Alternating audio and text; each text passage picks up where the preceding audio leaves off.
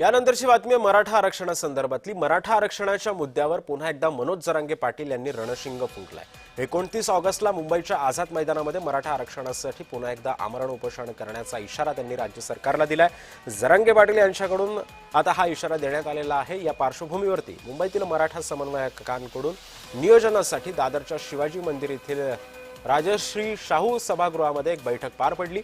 29 ऑगस्टला होणाऱ्या आंदोलनाचा नियोजन करण्यासाठी बैठक पार पडली आहे। हे आंदोलन आता शांततेमध्ये पार पडावं यासाठी मराठा समन्वयकांकडून आता सध्या रणनीती तयार केली जाते।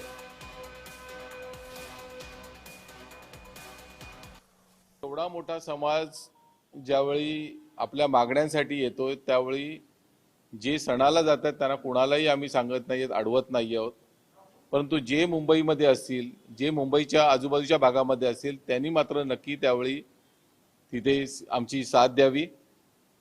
महाराष्ट्रातून लाखोंच्या संख्येमध्ये मराठा समाज येणार आहे, त्यामुळे वेगवेगळ्या उपाययोजना जेवढ्या आम्ही करू शकतो तेवढ्या करण्याचा आमचा मानस आहे।